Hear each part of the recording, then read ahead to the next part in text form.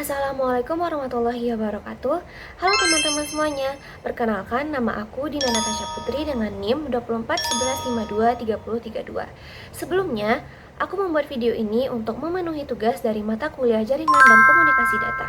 Nah, pada video ini aku akan menjelaskan tentang apa itu subnetting dan VLSM. Sebelum itu, teman-teman semuanya pernah dengar istilah dari subnetting tapi belum mengerti maksudnya, atau teman-teman pernah dengar apa itu VLSM. Nah, di video kali ini aku akan membantu teman-teman semuanya untuk memahaminya secara simpel dan jelas. Siap untuk belajar bareng? Let's go! Oke, yang pertama-tama kita akan membahas dulu tentang subnetting. Apa itu subnetting? Subnetting merupakan teknik membagi satu jaringan IP besar menjadi beberapa jaringan kecil yang kita sebut atau biasa kita dengar sebagai subnet. Tujuannya ada banyak banget, mulai dari menghemat IP address, mengurangi broadcast traffic, meningkatkan keamanan, serta mempermudah pengelolaan jaringan.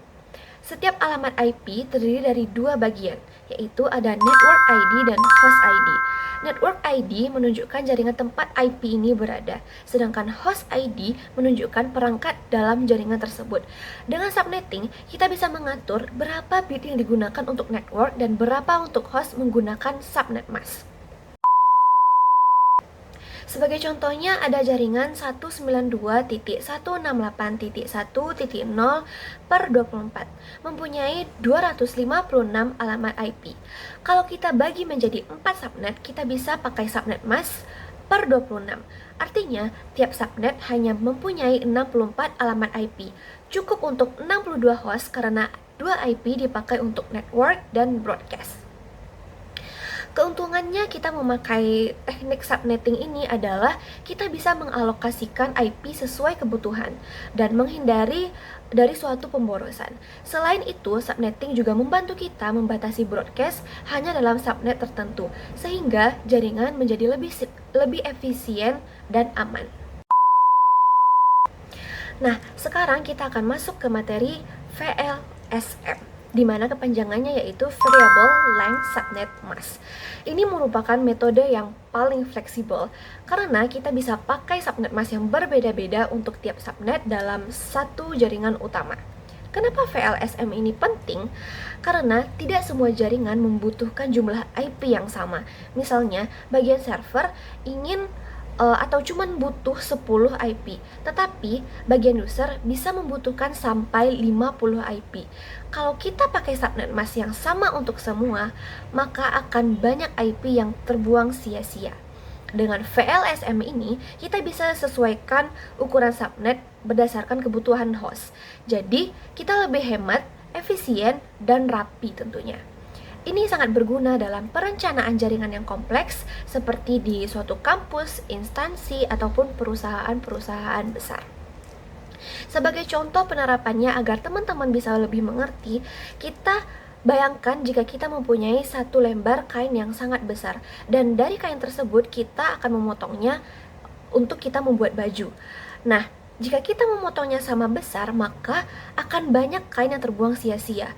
Nah, penerapan VLSM ini akan memotong kain ini sesuai dengan ukuran baju yang kita butuhkan, sehingga tidak ada kain yang terbuang.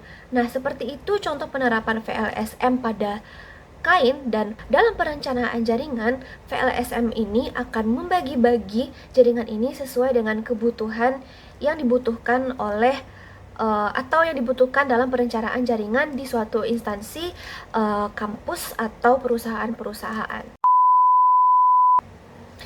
Nah, sekarang kita akan melihat contoh nyatanya. Misalnya, kita mempunyai jaringan 192.168.10.0/24 dan kebutuhan hostnya seperti ini, di mana subnet A membutuhkan 50 host, subnet B membutuhkan 20 host, subnet C membutuhkan 10 host, dan subnet D membutuhkan 5 host. Langkah pertama yang kita lakukan adalah mengurutkannya dari yang paling besar. Subnet A membutuhkan 50 host, kita pakai per 26 atau 64 IP.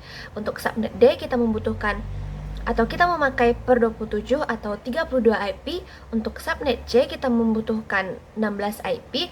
atau per 28, dan untuk subnet D kita membutuhkan 8 IP atau per 29. Nah, hasilnya akan seperti ini, dimana hasilnya yaitu subnet A menjadi 192.168.10.0.63, dan untuk subnet B menjadi 192.168.10.64.95. Untuk subnet C menjadi 192.168.10.96.111 atau 111. Dan untuk subnet D menjadi 192.168.10.112.119. Nah, sisa IP dari 192.168.10.120 sampai 255 masih bisa dipakai untuk subnet yang lainnya. Jadi dengan VLSM ini kita bisa alokasikan IP sesuai dengan kebutuhan tanpa ada yang terbuang sia-sia.